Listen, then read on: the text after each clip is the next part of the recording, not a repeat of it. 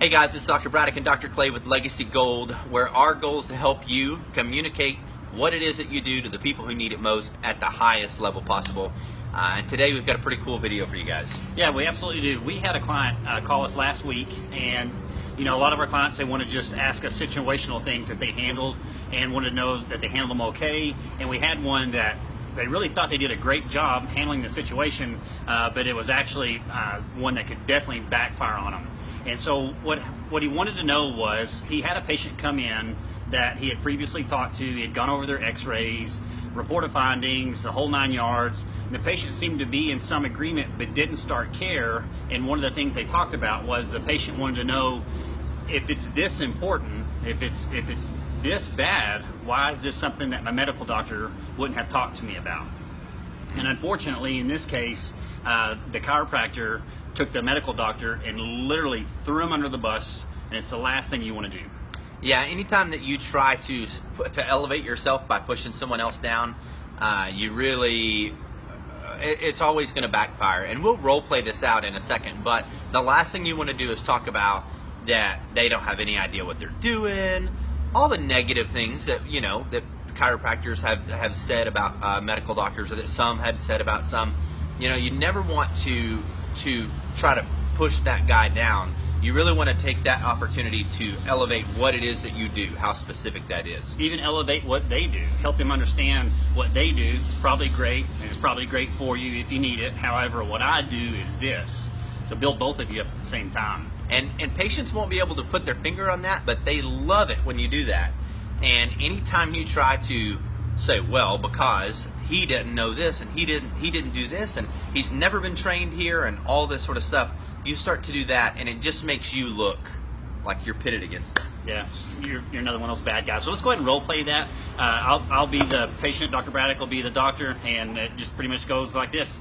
Hey, if this is so important, why didn't my medical doctor bring this up to me? Brian, that's a great question. I'm glad you asked that. What it comes down to is your medical doctor is highly trained in a very specific area of health. Does that make sense? Yeah. When you went to your medical doctor last, did they check you for cavities? No. Did they evaluate the health of your toenails? No. No. Because if you needed something like that, who would you see for cavities? A dentist. And then if your feet had issues? Yeah, podiatrist. Podiatrist, absolutely. So a medical doctor is really good at being able to assess some general things, and typically drug therapy seems to be what they're most adept at. Or if you had a trauma, where would you go? ER. Yeah, absolutely. But when it comes to chiropractic and spinal health, there's no other doctor out there that evaluates and looks at the spine the way a chiropractor does, and particularly the way that we do in this office. So your medical doctor was not negligent whatsoever, no more than you would be upset with him for not catching a low tire on your vehicle.